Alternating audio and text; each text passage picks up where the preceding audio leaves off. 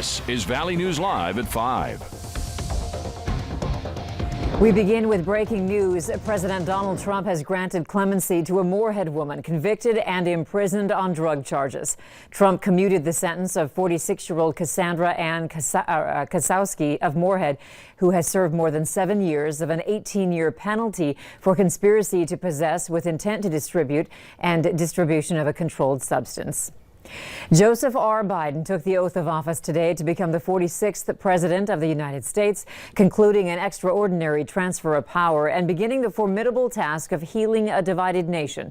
On his way out of Washington, former President Trump wished the new administration success, but suggested he doesn't plan to remain on the political sidelines. Alice Barr has the latest from the White House. Outside the U.S. Capitol that helped shape his life and career, Joseph R. Biden today becoming the 46th President of the United States and vowing to serve every American. This is our historic moment of crisis and challenge, and unity is the path forward. The rituals of the peaceful transfer of power taking on deeper meaning in the very spot where a violent mob tried to derail democracy. It did not happen. It will never happen. Facing a field of flags in place of the supporters who could not safely travel here, President Biden vowing to beat back the pandemic and bridge the jagged political divide.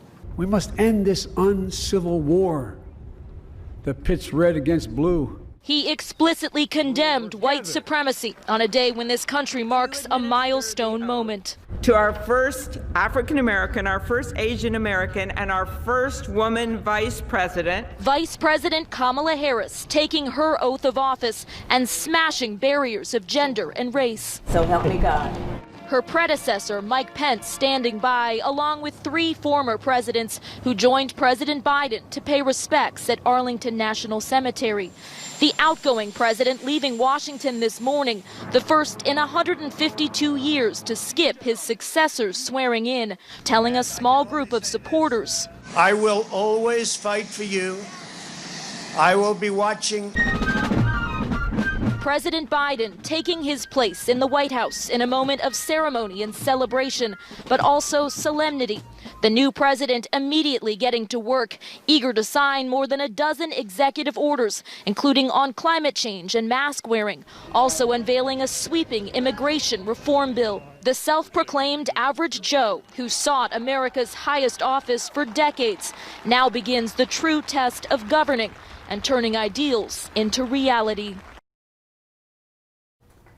Officials say the president and prominent Republican leaders took several opportunities to reach across the aisle, a clear exchange of olive branches, though it's unclear how long it will last. NBC's Al Roker of the Today Show got the official fist bump from President Joe Biden during the inaugural parade this afternoon. Biden, as well as First Lady Jill Biden and family members, were walking the parade route when Roker called out to the commander-in-chief. Biden ran over to the barricades, giving Al a fist bump, saying, "We've got to keep doing this." This isn't the first time the two have connected. Back in 2013, Al and then Vice President Biden exchanged handshakes during President Barack Obama's second inauguration parade. Several people are gathering right now at Island Park to get ready for a solidarity march. It's one of many demonstrations taking place today around the nation for the inauguration of Joe Biden. Valley News Team's Courtney Lockie joins us live now with more details. Courtney? Thanks, Andrea. Now, as you can see, we have started the march. We started about half an hour ago from Island Park, and now we're making our way downtown Fargo. We stopped over at the courthouse, and some of the things that we talked about was what these people here today are marching for. And there are a lot of the things that Biden is eager to sign on his executive order, already listing over a dozen of those. They're talking about protecting people from eviction and rent gouging, talking about climate change, talking about immigration, all of these changes that Biden is promising them. They say they're going to be marching and continuing to do this until they see those things happen. But right now we're on our way to Senator John Hoeven's office, so we will check in with you guys in a bit. Live in downtown Fargo, Courtney Lockie, Valley News Live. All right, Courtney, thank you.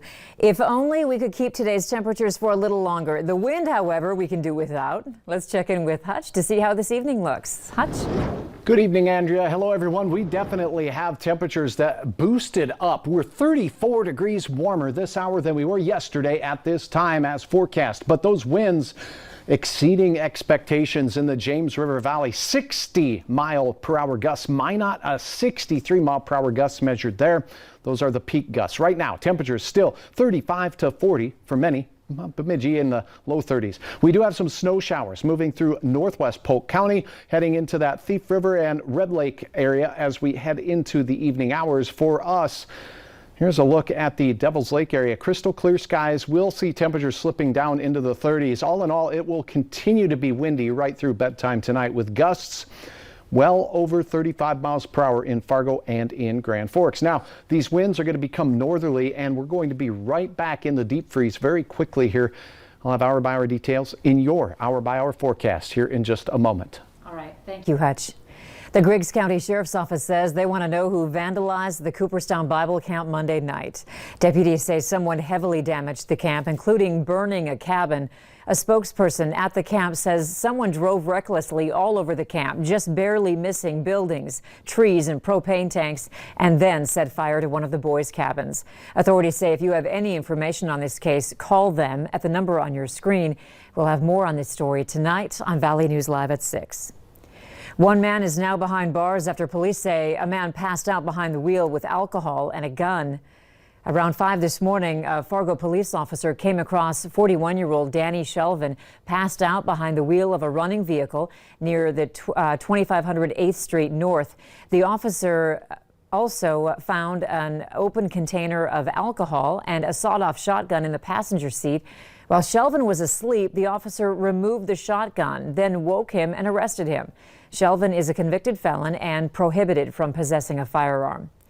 A 49-year-old woman is in the hospital after a rollover crash near Valley City. The North Dakota Highway Patrol says the accident happened just before 10 this morning on I-94 just west of Valley City. Authorities say the woman was traveling westbound on I-94 toward Jamestown when she lost control of her Buick and overcorrected, causing it to enter the median of I-94. We don't yet know how badly she was injured. Deputies in the Southern Valley suspect alcohol was a factor in a two-car crash that sent 3 people to the hospital. The Richland County Sheriff's Office says Nicholas Heitkamp of Wahpeton ran a stop sign near Dwight, North Dakota, and was hit by an SUV.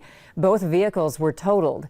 The SUV driver and the 2 children in her car were treated at the Breckenridge Hospital. Heitkamp and his passenger were treated for minor injuries at the scene. The Sheriff's Office says Heitkamp likely faces alcohol-related charges. Sanford Health has opened up its new vaccination center today. Valley News Team's Brian Sherrod spoke with the hospital and gives an update on how day 1 is going. After speaking with a representative about how their day 1 at the vaccination center was going, he tells me that it's been a great day. Now, this new 8,000 square foot vaccination center has been placed in the old Gordman's facility. Essentia Health and Fargo Cass Public Health will join this joint project in the future. Today, Sanford plans to vaccinate 144 people. This is a combination of Sanford employees and those 75 years old and older with underlying health conditions. They are still working on getting signage installed. Now, Sanford also sends a reminder that they will call patients when a vaccine is available for them. So after you get that call, you'll be able to sign up for an appointment using their My Sanford chart. Full details can be viewed on your VNL News app. Iran's president says the ball is in the court of the U.S. on the future of the 2015 nuclear deal. Iran promised today it would fulfill its commitments under the nuclear deal if the new U.S. administration did so too. Iran's president said if America signs on to commitments under the deal, Iran will follow. Incoming President Joe Biden was vice president when the deal was signed during the Obama administration. He has said he hopes to return the U.S. to the deal. Tensions between Washington and Tehran have increased since President Trump's unilateral withdrawal. President Donald Trump arrived at his Florida resort, Mar-a-Lago, before noon today as he begins his post-presidency life. Hundreds of supporters lined the street as Trump's motorcade made its way through West Palm Beach, waving flags and signs to show their appreciation.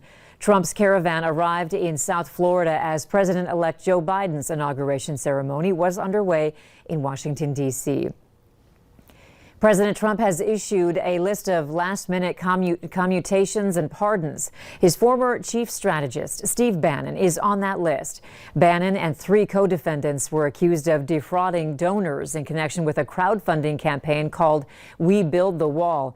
Prosecutors say thousands of investors were duped into thinking all of their donations would go toward building a wall on the U.S. southern border. The government alleges the campaign took hundreds of thousands of donated dollars and used them for personal expenses. President Trump has added another name to his list of pardons, Anthony Lewandowski, the Google engineer sentenced to prison for stealing trade secrets from the search giant related to driverless cars.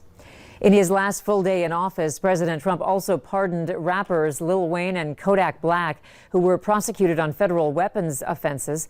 Lil Wayne faces up to 10 years in prison for illegally possessing a firearm. He has expressed support for Trump's criminal justice reform efforts. Kodak Black is in prison for making a false statement in order to buy a firearm. Trump also pardoned former Detroit Mayor Kwame Kilpatrick, who was serving a 28-year prison term on corruption charges. Still to come, a recall that didn't work on certain Ford trucks.